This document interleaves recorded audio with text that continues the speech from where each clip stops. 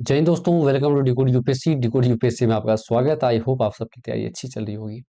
अब we are going to start with October का monthly magazine polity test start करते हैं। नाउ लुक, अभी जो है do one thing, join our Telegram group. बहुत सारी चीज़ें जो है वहाँ पे करवानी है जो आपके लिए ही है। And second more thing, if you have any issues do comment.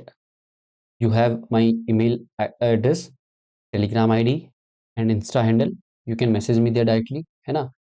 As a teacher, as a mentor, it's my responsibility to listen you out. जो भी दिक्कत है, चाहे एकेडमिक नॉन एकेडमिक पर्सनल कुछ भी है ना, एक बड़े भाई की तरह मानो और ठीक है बात करो। चलो स्टार्ट करते हैं पॉलिटी एंड गवर्नेंस से।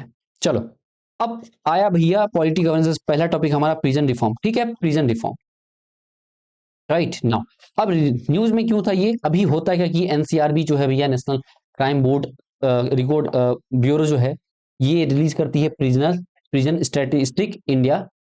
ठीक है, 2023 की रिपोर्ट है। अब ये रिपोर्ट में ऐसा क्या था? तो सबसे पहली बात, governance of the prison act. तो भैया जो प्रिजन और पर्सन जो डिटेन किया गया है वो स्टेट सब्जेक्ट है, वो भी एंट्री 4 में under the schedule of 7 of Indian constitution. अगर मान लीजिए if I am committing a crime in Delhi and I am detain in Delhi, I belong to whom? I am the subject of Delhi, ठीक है, duties. If I have committed crime in Bihar and I got arrested there, I am subject of Bihar state because I am prisoner, I am committed crime and I detained there, right now।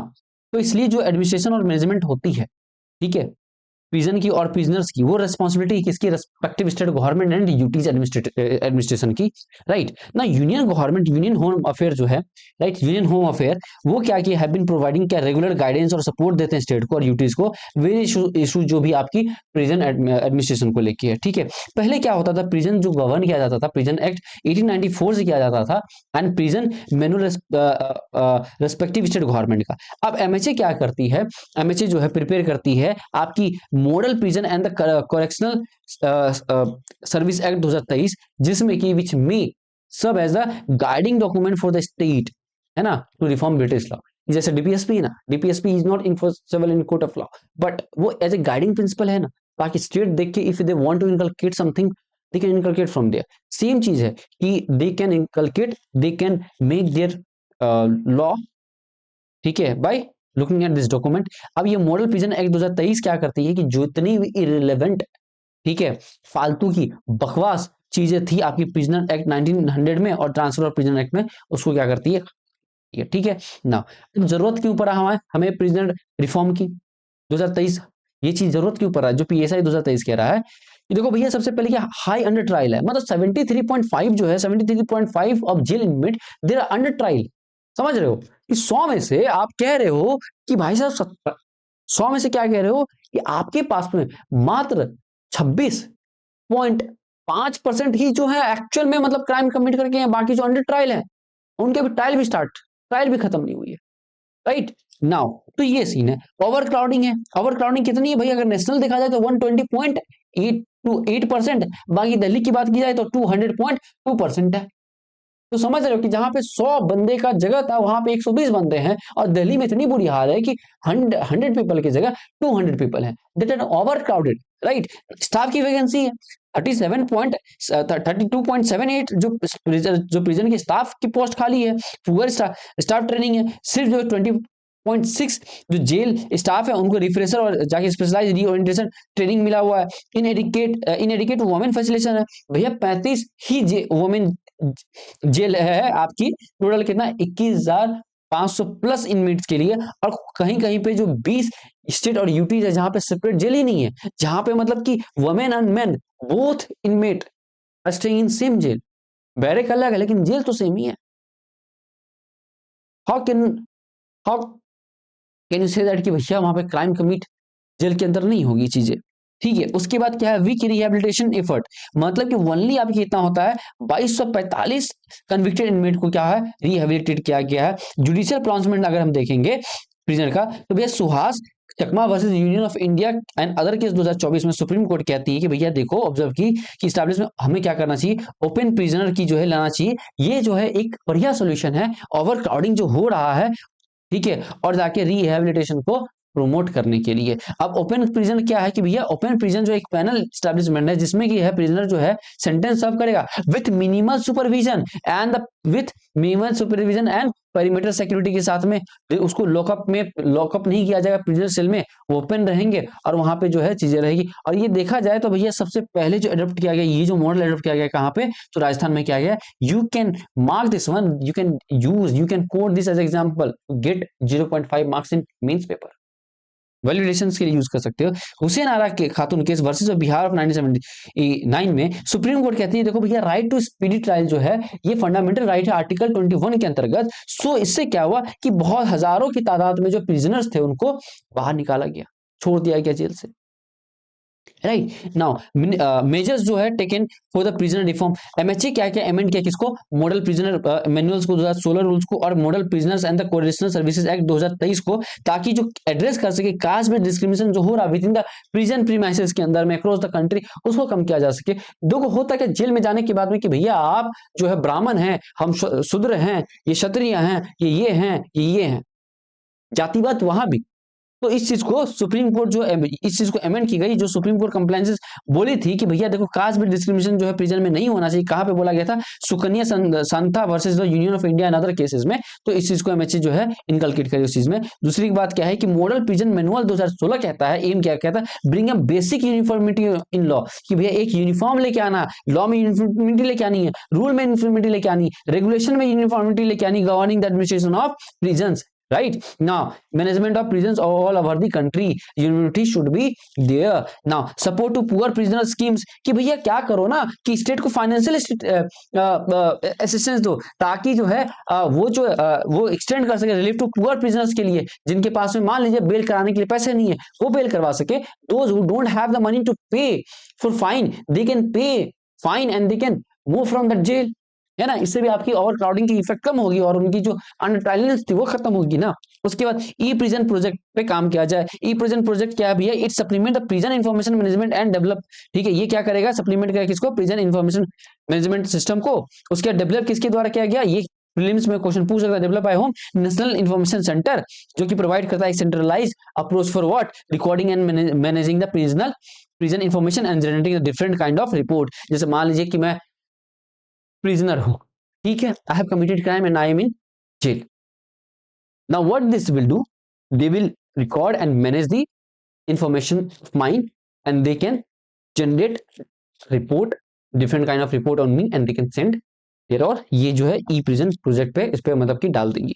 उसके बाद modernising of prison project हो गया भी, जो हमारी जो existing gap है इसमें सिक्योरिटी इंफ्रास्ट्रक्चर उसको फिल करना है, प्रोवाइड करना नया सिक्योरिटी इक्विपमेंट को जेल में। उसके बाद fast and secure transmission of electronic record system of supreme court जो है ये रिजॉल्व करेगी जो डिले हो रही है आपकी किस चीज में, communication to bail order to the court to prisoner authority, कि भैया बेल पेपर तो सुप्रीम कोर्ट ने मेरे लिए भेज दी है बट मेरे पास अभी तक पहुंचा नहीं है, क्यों, क्योंकि डिले हो रहा है। तो आप क्या करो, टेक्नोलॉजी यूज करो, कम्युनिकेशन यूज करो, फास्टर कम्युनिकेशन हो सके। तो हमने क्या करा, फास्टर जो है ये स्टार्ट कर दिया यूज करना, ठीक है, ये कह रहा है, ये हमारी क्या है कि मेजर्स है जो कि लिया गया है। अब वे फॉरवर्ड क्या होना चाहिए, what should be way forward, कि सबसे भैया पहले क्या है कि फॉलो द सुप्रीम कोर्ट का 3 principle regarding the imprisonment and custody. Supreme court क्या कहती है, पहली बात क्या कहती है भैया, जो पर्सन है प्रिजन में है, दे आर, ठीक है, पर्सन, जो कैदी है वो पर्सन है, वो जानवर नहीं है। सेकंड कहती है भैया प्रिजनर को जो है ऑल ह्यूमन राइट प्रोवाइड करो,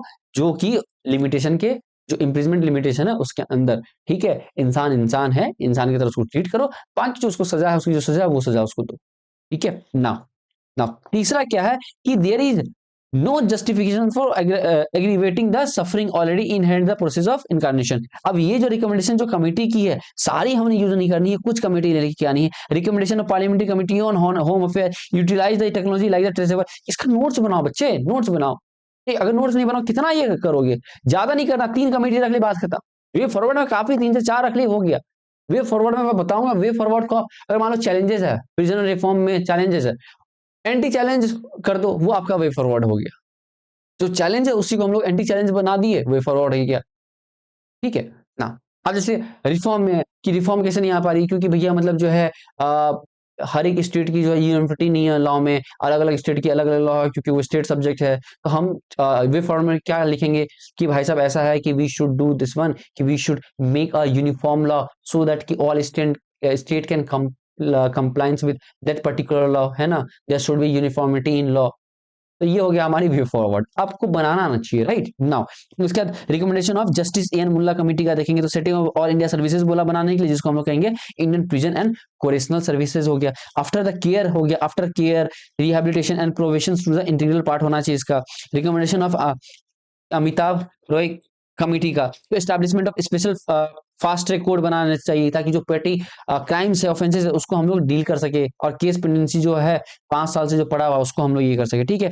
कंक्लूजन जो है आप इसको पढ़ लोगे, ठीक है। कंक्लूजन में सिंपल सा क्या है, model prison and correctional services act 2023 and recent judicial जो प्रोनाउंसमेंट हुआ रिफ्लेक्ट करता है कि ग्रोविंग की नेशनल कॉन्शियसनेस की justice must stand beyond the punishment to encompass dignity, reform and rehabilitation, ठीक है ना। ये आपकी कंक्लूजन हो गई।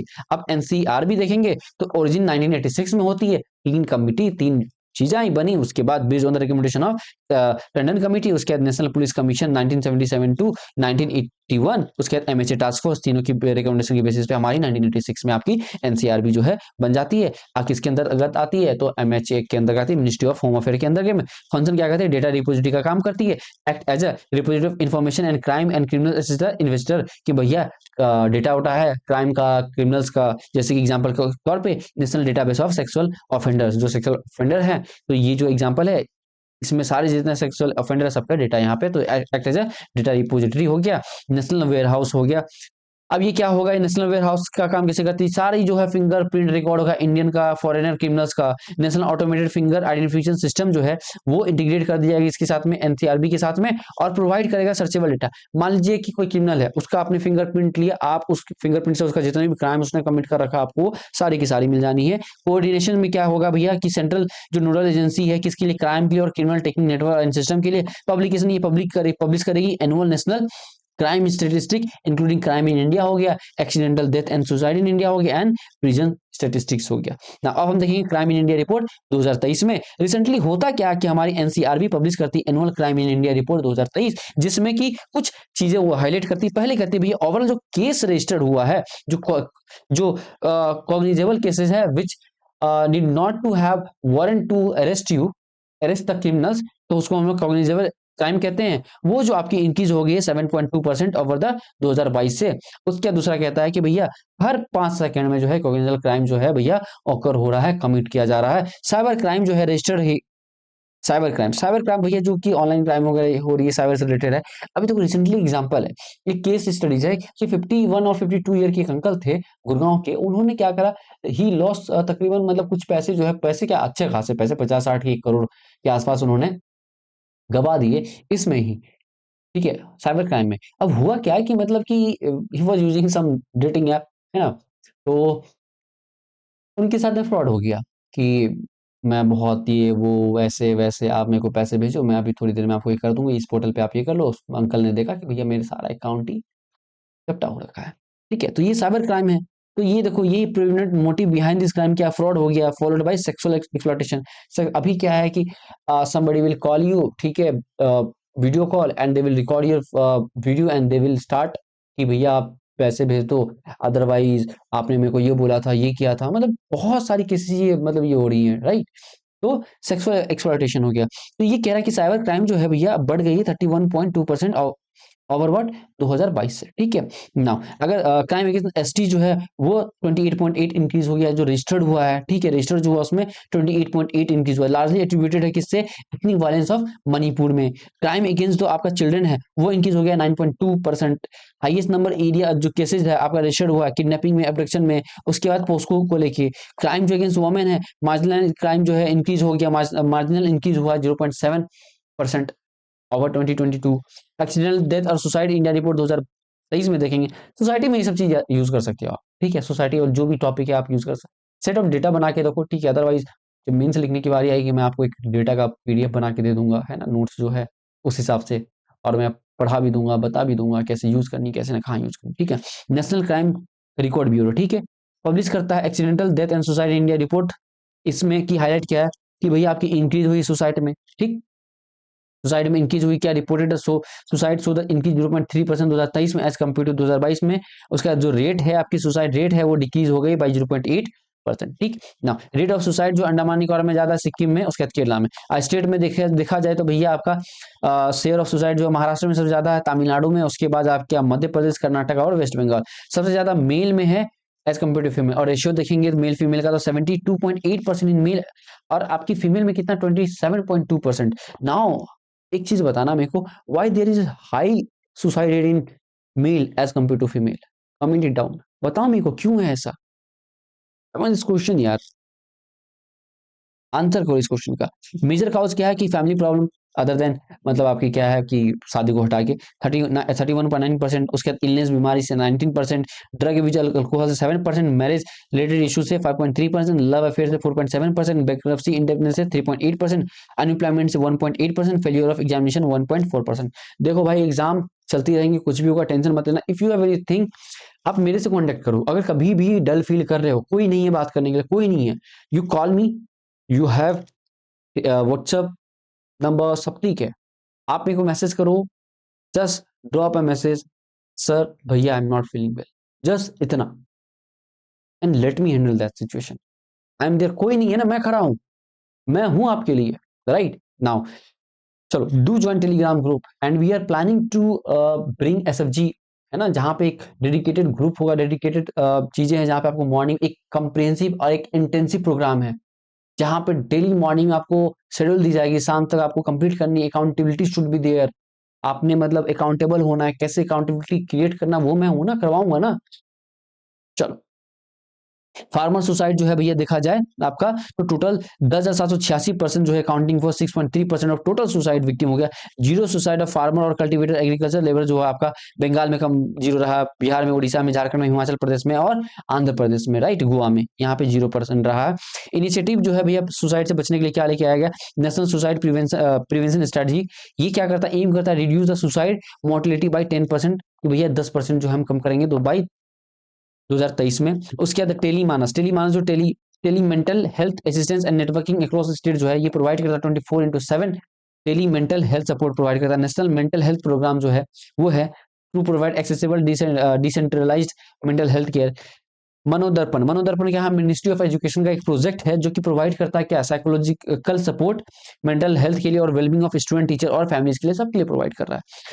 नाउ आईटी रूल 2025, अब रिसेंटली ये न्यूज में क्यों था कि भैया ये हमारे जो मेटी है, मतलब कि ministry of electronic and information technology, वो प्रपोज करता है कि अमेंडमेंट किया जाए इंफॉर्मेशन टेक्नोलॉजी जो कि intermediate guideline and digital media ethics code rule 2021 को, ठीक है, ताकि हम लोग चेक कर सके misuse of synthetically generated information including the deep fake. पता नहीं कितना बढ़ गया, इमेज आपकी ही बना दी जाती है, आपको लगता भी नहीं कि आपकी इमेज नहीं है, राइट। न्यूज में और क्यों था, तो अब भैया amend the rule sale, the amended rule sale come into effect कब से, 15 नवंबर 2025 से लागू होना है। and be called as a information technology intermediary guideline and digital media ethics code amendment rule 2025, ये कहा जाएगा इसको। ये जो प्रपोज किया गया किस लिए, प्रपोज अमेंडमेंट क्या है कि हम स्ट्रेंथन करेंगे due diligence obligation of intermediaries, particular किसमें, सोशल मीडिया इंटरमीडियरीज में और सिग्निफिकेंस सोशल मीडिया इंटरमीडियरीज में। अब ये देखेंगे भैया टेक्नोलॉजिकल इंटरमीडियरीज गाइडलाइन। अब ये जो सोशल मीडिया इंटरमीडियरीज है और social media significance social media intermediaries क्या होता है। अब सोशल मीडिया इंटरमीडियट जो है, इसका मतलब ये हो गया कि एक इंटरमीडियरी है which primary or solely enable online interaction between two or more user like Instagram, allow करेगा them to create, upload, share, disseminate, modify, access the information using their services, ठीक है। एसएसएमआई जो है मतलब क्या है कि सोशल मीडिया इंटरमीडिएट है having number of registered user, कि भैया हमने कहा कि 5 लाख के आपके रजिस्टर होंगे, लेकिन 5 लाख से ज्यादा है तो आपकी एसएसएमआई में आ गई है, right now.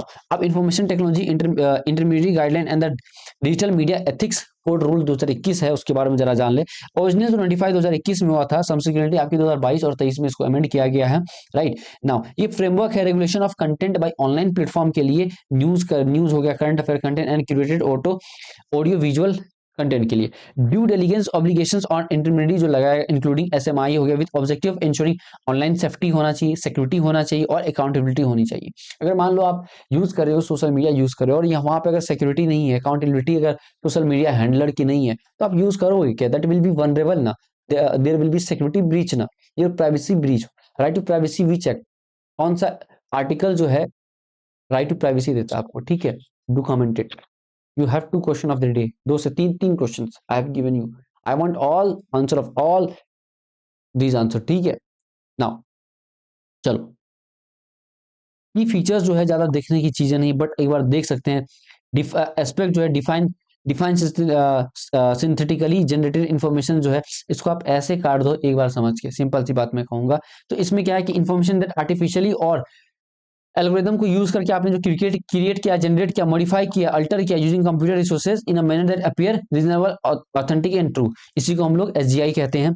Due diligence in relation to SGI, अब ये मैंडेट क्या कि भैया जितने भी इंटरमीडिएरीज हैं जो ऑफर करें कंप्यूटर रिसोर्सेज, इनेबल करें क्रिएशन और मॉडिफिकेशन ऑफ एसजीआई, इंश्योर करें कि भैया इन्फॉर्मेशन लेवल और embedded with the permanent unique Meta data और आइडेंटिफायर से ये हो सके। इनकेस अगर विजुअल कंटेंट है तो भैया लेवल जो होना चाहिए 10% ऑफ दैट सरफेस जो होना चाहिए एरिया का होना चाहिए, लेवल 10% पे आप लगाओगे। ऑडियो है तो भैया 10% जो ऑडियो कंटेंट जो बताए कि भैया ये मॉडिफाइड है, एआई वर्जन है, राइट। इनिशियल 10% टोटल ड्यूरेशन का लेवल or identifier must enable intermediate immediate identification of content as SGI, कि भैया पता देख के होना चाहिए कि मान लीजिए हो गया कि आपने क्रिएट किया, ठीक है, मेरा ही है, मैंने क्रिएट कर लिया, लेकिन दैट शुड बी कि 10% इतना होना चाहिए, है ना। Prohibit the intermediaries from modifying, suppressing and removing such लेवल और आइडेंटिफायर, कि भैया मैं सप्रेस नहीं कर सकता, रिमूव नहीं कर सकता, otherwise there will be penalty और एक्शन ली जाएगी, है ना। Enhanced obligation for SSM. Now, it requires SSMI obtain the user declaration on the whether uploaded information जो है synthetically generated है या नहीं है।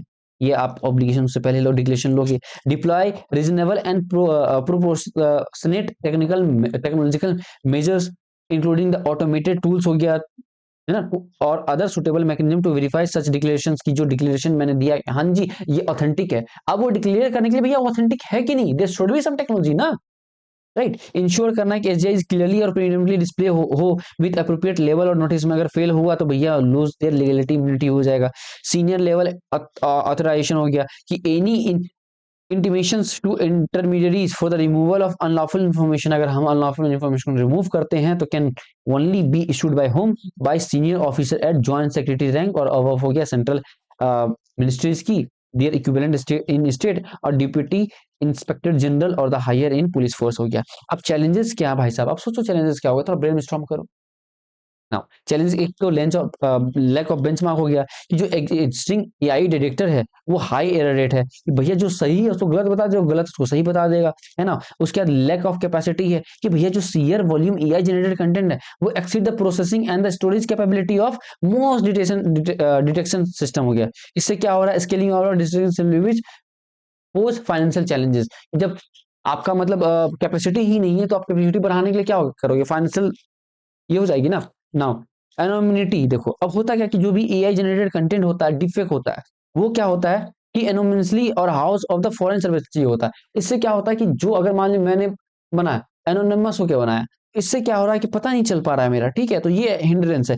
इनपरसेप्टिबिलिटी हो गया, जो जनरेटिव एआई है जनरेट करता है content blend of seamlessly with human created content, ऐसा मानो जैसे मैंने क्रिएट करा है ना, एकदम एग्जैक्टली कि इंसान ने क्रिएट किया उस चीज को। चैलेंज होता था कि भैया उसको आइडेंटिफाई कैसे किया जाए, आप पता नहीं कर पाओगे कि वो फेक है। जैसे टूल हो गया, टूल लाइक मिड जर्नी हो गया, डेल ई हो गया, स्टेबल डिफ्यूजन हो गया, ऐसा हाइपर रियलिस्टिक इमेज करेगा कि आप पहचान नहीं पाओगे भैया आपकी इमेज नहीं है।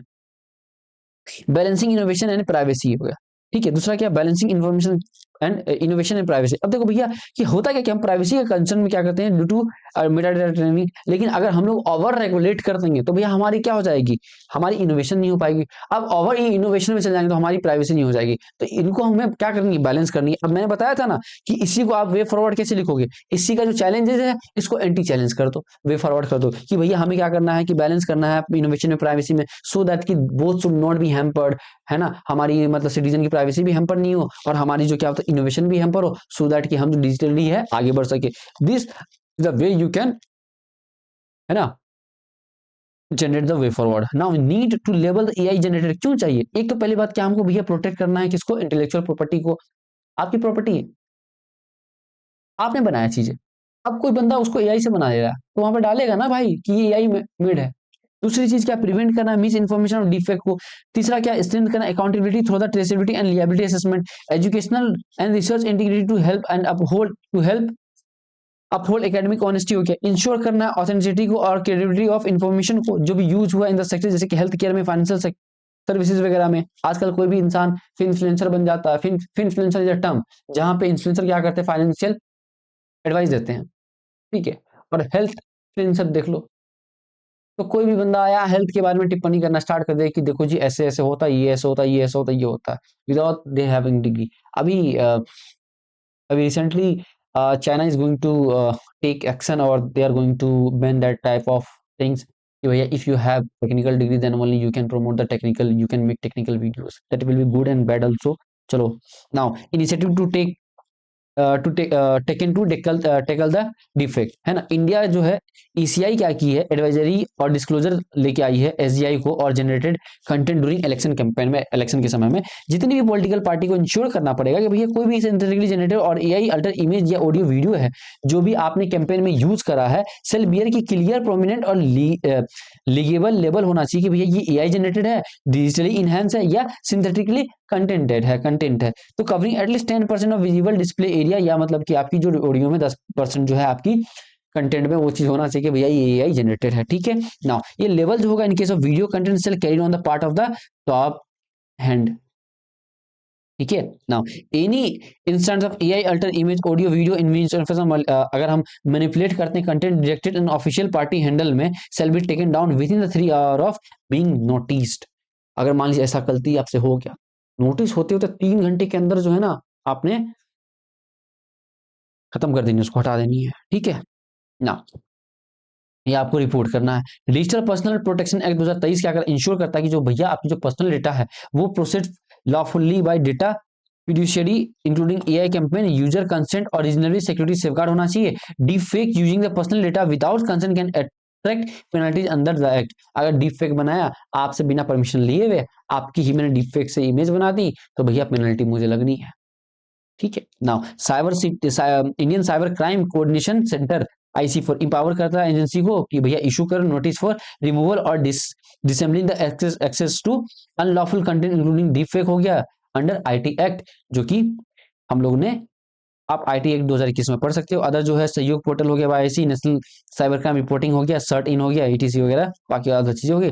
ग्लोबल का जो यूरोपियन यूनियन का एआई एक्ट है मैंडेट करता है watermarking on synthetic content. Denmark propose किया करता है नया एक defect legislation as a part of उनका डिजिटल कॉपीराइट लॉ में, जो कि प्रोटेक्ट करेगा इंडिविजुअल राइट्स को from impact of AI generated defect से। चाइना जो है रोल आउट किया है एआई लेवलिंग रूल्स को, under which the content provider must now display the clear levels of identifying material created by, कि भैया ये जो है एआई के द्वारा क्रिएट किया गया। ये आपकी वर्ल्ड की ग्लोबल की रही, ये हमारी इंडिया की रही जो हम लोगों ने अभी तक में इनिशिएटिव लेके आया है।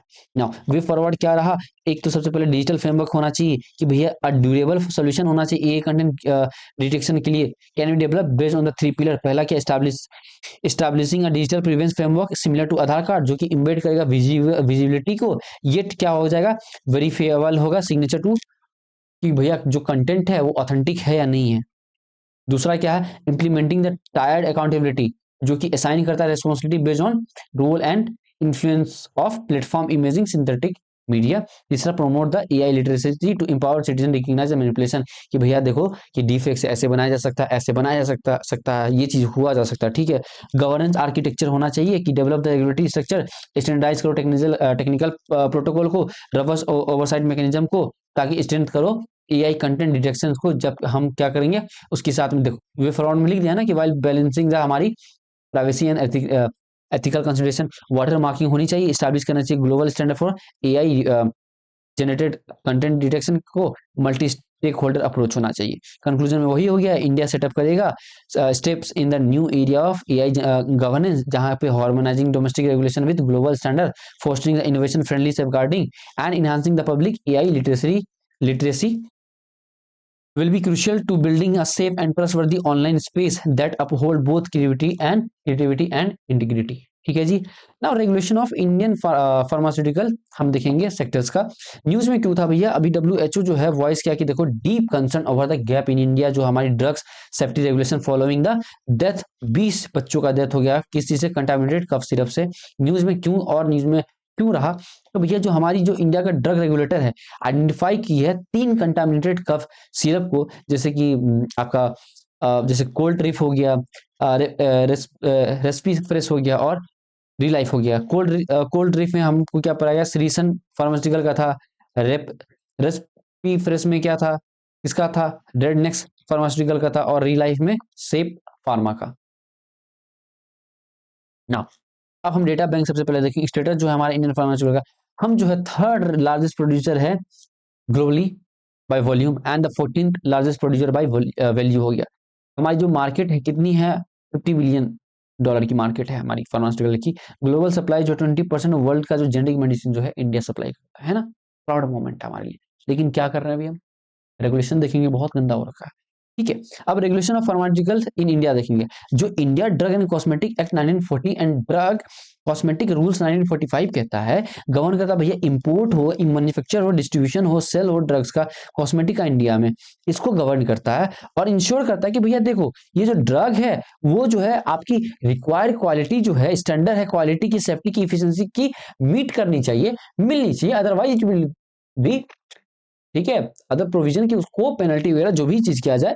स्टेट ड्रग्स रेगुलेटरी अथॉरिटी जो है क्या करेगा, इंपावर करता है उनको कि ग्रांट द लाइसेंस, जो sorry state drugs regulatory empower to grant क्या देगा, किसको लाइसेंस देगा, इंस्पेक्शन। मान लीजिए मेरी फैक्ट्री मैं मतलब मेडिसिन फैक्ट्री बनाना चाह रहा हूँ, तो मेरी मेडिसिन फैक्ट्री के लिए वो लाइसेंस देंगे, वो इंस्पेक्शन भी मेरी फैक्ट्री में आगे करेंगे, इंश्योर करेंगे भैया जो मेरी फैक्ट्री है वो जो स्टेट लेवल पे जो बाकी जो लॉज है उसके साथ में कॉम्प्लायंस उसके साथ वो इंश्योर करे, उसके साथ में मिल रहा हो चीजें। फिर जाके आपकी central drugs standard control organisation जो है under the directorate general of health services हो गया, ministry of health and family welfare in national regulatory authority of India.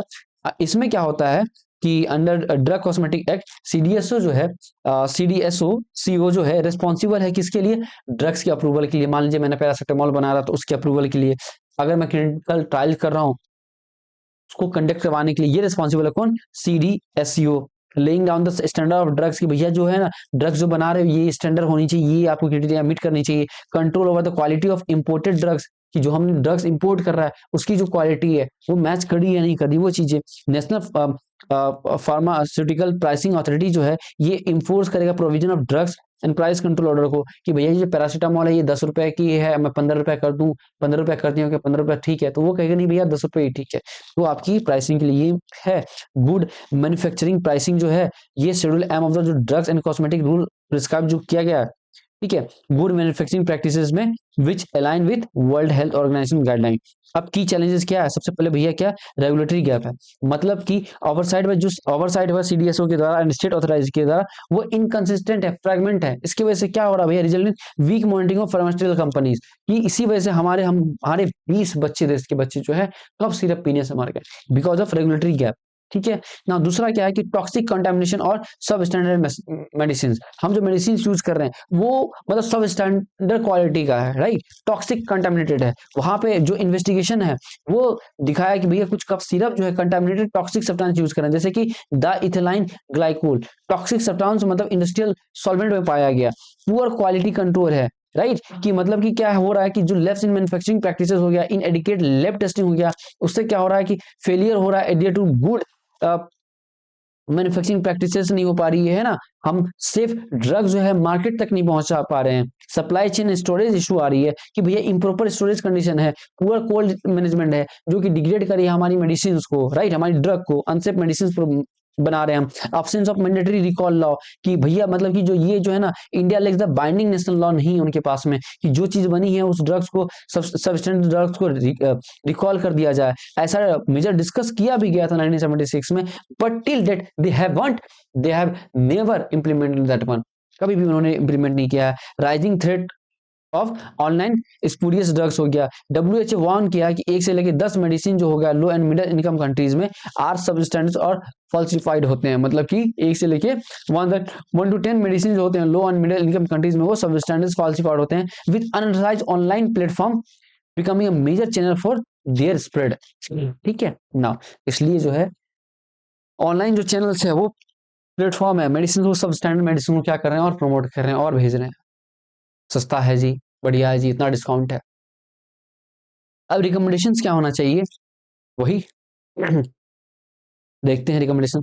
अब हमारी जो स्टैंडिंग कमेटी है ऑन केमिकल एंड फर्टिलाइजर 2025 में एम्फेसाइज करती है भैया हमें जो है अर्जेंट जरूरत है एक कंक्रीट मेजर और मेजर प्लान की, स्ट्रेंथ द इन्फोर्समेंट हो गया, रेगुलेटरी ओवरसाइट को और पब्लिक अवेयरनेस को, ताकि हम लोग क्या कर सके, कम्बेट कर सके स्पूरियस एंड एडल्ट्रेट ड्रग्स को। नाउ एक तो रिग्रेस इन्फोर्समेंट लॉ होना चाहिए कि जो ड्रग एंड कॉस्मेटिक एक्ट 1940 है एंड ड्रग्स रूल 1949 है, must be enforce rigorously across the country, ताकि हम क्या करें, एलिमिनेट कर सके मीनांस ऑफ स्पूरियस एंड अडल्ट्रेट ड्रग्स हो गया। Swift legal actions and stronger penalties होना चाहिए। स्ट्रेंथन करें मॉनिटरिंग एंड इंस्पेक्शन को, ताकि इंश्योर करें स्ट्रिक्ट मॉनिटरिंग और टाइमली इंस्पेक्शन होना चाहिए। मेरी फैक्ट्री है तो वहां पे इंस्पेक्शन टाइमली होनी चाहिए, है ना, स्ट्रिक्ट मॉनिटरिंग होनी चाहिए, फुल कंप्लायंसेस देखा जाए मिले मैच कर रहा है कि नहीं कर रहा है, specially in the high risk region में। लीगली इन्फोर्सेबल जीडीपी गाइडलाइन होना चाहिए। Make the CDSO guideline to good distribution practices legally enforceable to stand the quality standard and throughout the supply chain होना चाहिए। Enhance करो inter agency coordination, enforce करो enforcing the good manufacturing practices हो गया। National awareness campaign लेके आना चाहिए भैया देखो अभी तो पता है क्या, ये जो ड्रग्स अब्यूज है इतना बड़ा हुआ ना, if you will go to the border area, if you will go to Bihar, in Bihar only that Nepal border, आप वहां पे देखोगे छोटे छोटे बच्चे जो स्मैक ले रहे हैं, छोटे छोटे बच्चे कॉरेक्स मतलब cough syrup, they are using that Corex as a part of the drug, नशा, वो नशे की तरह उसको यूज कर रहे हैं। कॉरेक्स क्या हो रहा है, नशे की तरह यूज कर रहे हैं, दे डोंट नो कि उनकी रिपरकशन क्या होनी है। दिस इज द मतलब कह सकते हो अभी आउटमोस्ट इंपॉर्टेंट थिंग है जहां पे गवर्नमेंट को जो है और अथॉरिटी को, government and authority should take action. अगर आप जाओगे कि मैं डिस्ट्रिक्ट बता दे रहा हूँ, एक डिस्ट्रिक्ट अररिया के जो बॉर्डर पार्ट देखोगे, वहां के जो नेपाल के बॉर्डर से आप 10 15 20 किलोमीटर तक आ जाओगे, वहां पे आपको लगभग घर में जो है ना, मतलब हर घर जो है ना ग्रसित है, हर दूसरा घर जो है कॉरेक्स में डूबा हुआ है, या तो वो कॉरेक्स बेचते हैं या तो कॉरेक्स कंज्यूम करते हैं, मतलब बर्बाद हो रही है नस्लें और कुछ नहीं। इतनी गंदी आदत पड़ी हुई है कॉरेक्स की, स्मेक्स की, इस चीज की, उस चीज की, मतलब देखो ड्रग्स जो है इससे क्या हो रहा है, सिर्फ आपकी फैमिली बर्बाद नहीं हो रही है, आप नशे में क्या कर रहे हो, दूसरों को भी नुकसान पहुंचा रहे हो। सोचिए कफ सिरप को they are taking as a drug, तो कहीं ना कहीं रेगुलेशन जो है, कहीं ना कहीं गवर्नमेंट की दिक्कत है। चलो ट्राइबल गवर्नेंस, नाउ वही न्यूज में क्यों था, जो स्पेशल ग्राम सभा है held across the 1 lakh tribal dominated villages and टोलाज अडॉप्ट किया है क्या भैया, tribal village vision 2030 declarations and Adi Karmayogi अभियान, है ना। नाउ थोड़ा देखो मैं फास्ट चल रहा हूँ ना, अभी हुआ क्या कि एक्चुअली लेक्चर रिकॉर्ड कर रहा था, रिकॉर्ड करते करते मैं मुझे लगा मैं रिकॉर्ड कर रहा हूँ, मैंने देखा नहीं लेक्चर रिकॉर्ड हो रही थी, मुझे ऐसा लगा, बट देखता हूँ कि लेक्चर रिकॉर्ड ही नहीं हो रही है, दोबारा से मेरे को रिकॉर्ड करना पड़ रहा है। ठीक है चलो, स्पेशल ग्राम सभा का ये हो गया।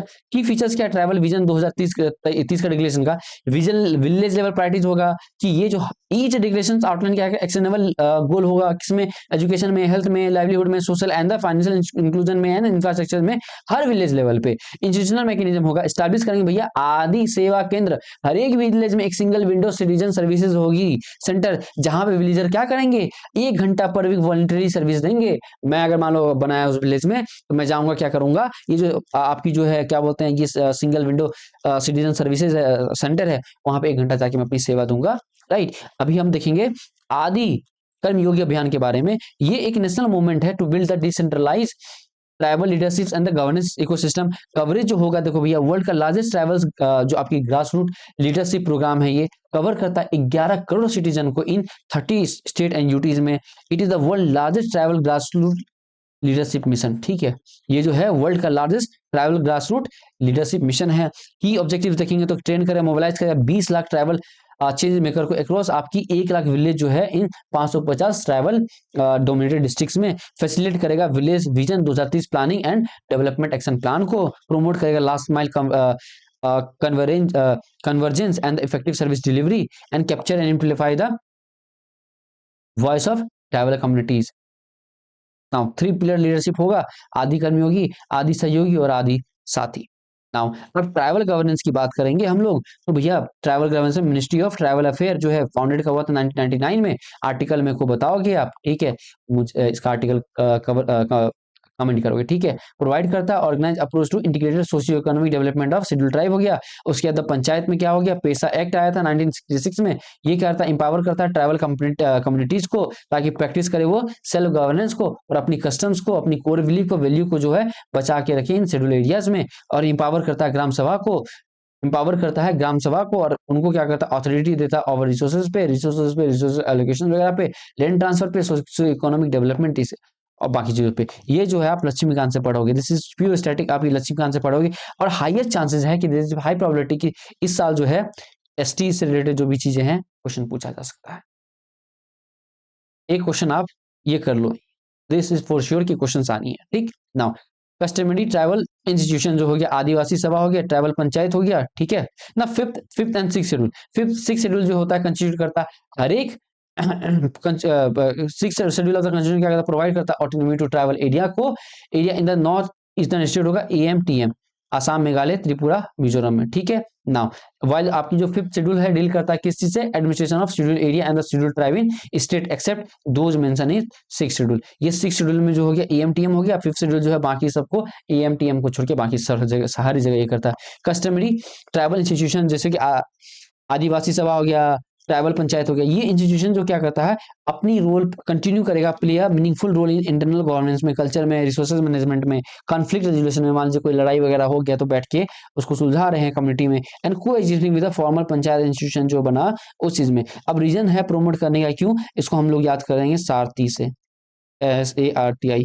ऐसे हो गया सोशल जस्टिस एंड रिप्रेजेंटेशन हो गया. पॉलिटिकल पार्टिसिपेशन प्रोवाइड करेगा ट्राइबल कम्युनिटीज को विद रिप्रेजेंटेशन के साथ में. Challenging the old marginalised and empowering them in the leadership roles हो गया.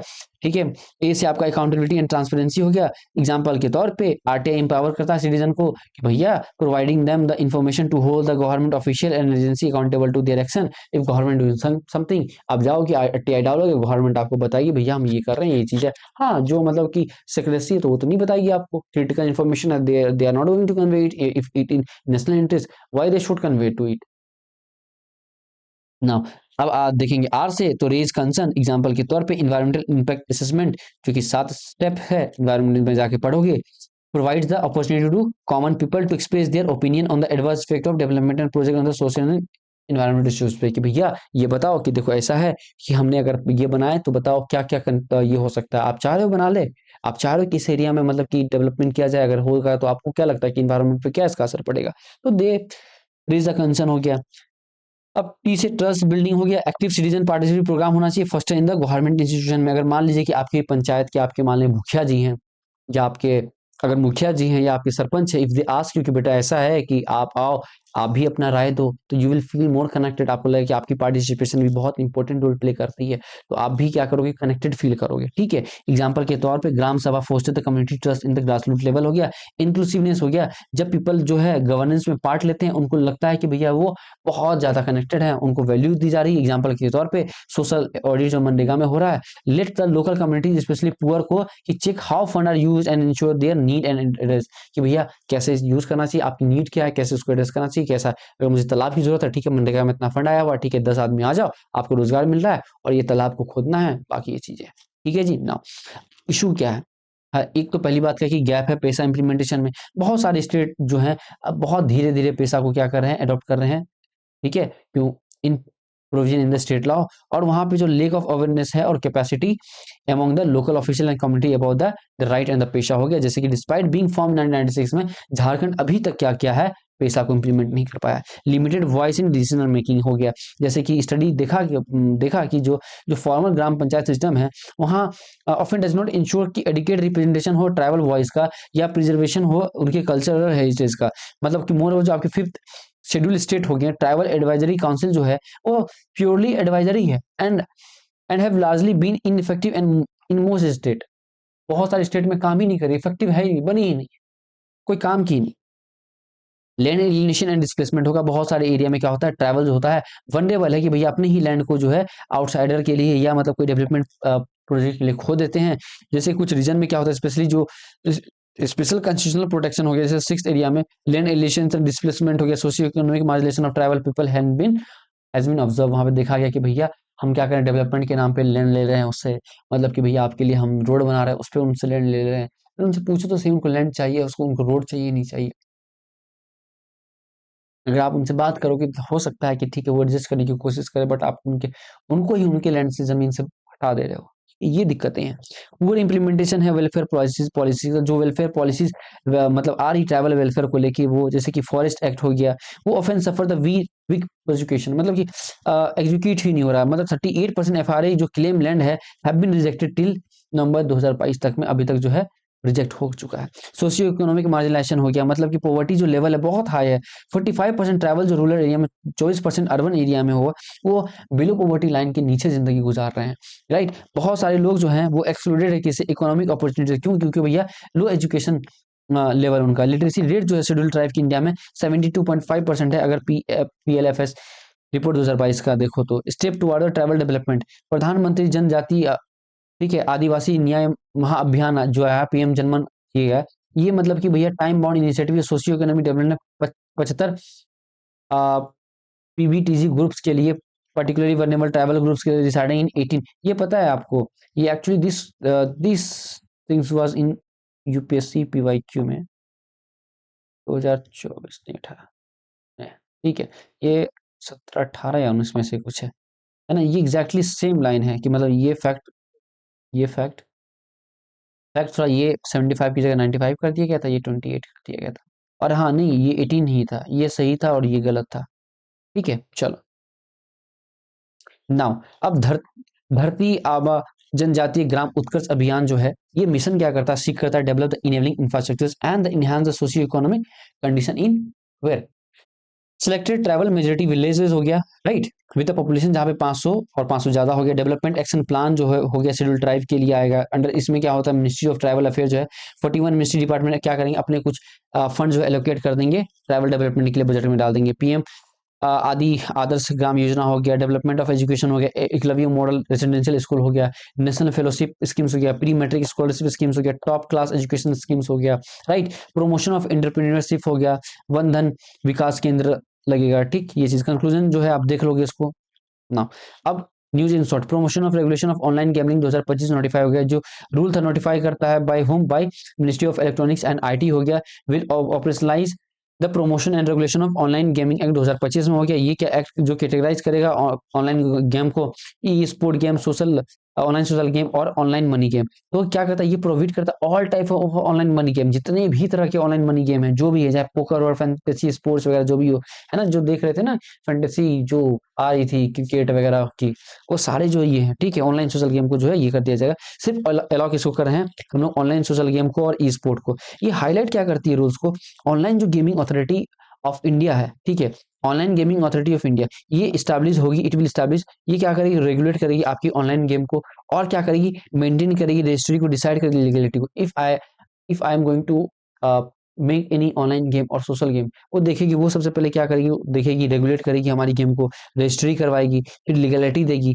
अगर मैं कुछ गलत कर रहा हूँ, ठीक है, तो पेनल्टी भी देगी। ये क्या करेगी, वहां पे एक चेयरपर्सन होंगे और जाके अदर 5 मेंबर होंगे, वो भी वेरियस आपकी गवर्नमेंट मिनिस्ट्री से। नाउ जस्ट क्लियर, रजिस्ट्रेशन जो गेम का है, ये बोथ आपकी सोशल गेम और ये स्पोर्ट जो है रजिस्टर उनको करना ही पड़ेगा OGEI के साथ में, एंड उनको एक वैलिड सर्टिफिकेट लेनी पड़ेगी रजिस्ट्रेशन की। यहाँ पे 3 टायर ग्रीवेंस रेडिशनल मैकेनिज्म होगा, मान लीजिए कोई इश्यूज होती है तो आपके पास में there should be some redressal mechanism for registered online game और e sport provider must maintain functional grievances redressal mechanism for user compliance हो गया।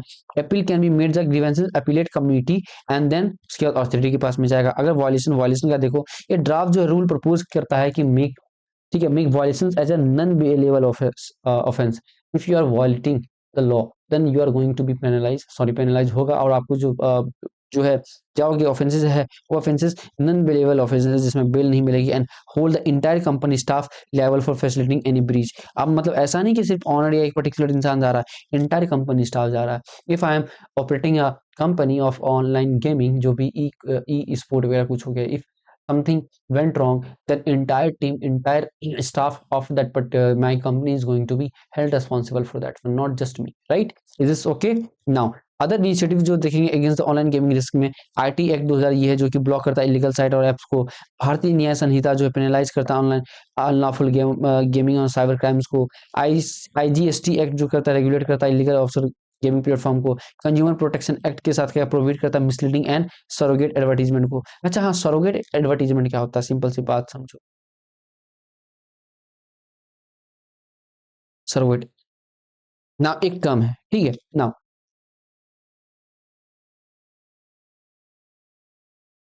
सरोगेट एडवर्टीजमेंट, सरोगेट एडवर्टीजमेंट जो है, सरोगेट एडवर्टीजमेंट सिंपल सी बात क्या है कि मैं क्या कर रहा हूँ, मान लो जैसे किंगफिशर है, किंगफिशर ने क्या करा कि वो सोडा की बोतल बेचती थी, ठीक है, सोडा की बोतल बेचती थी, लोगों को दिखाती थी कि सोडा की बोतल, एक्चुअली किंगफिशर क्या बियर बेच रही है।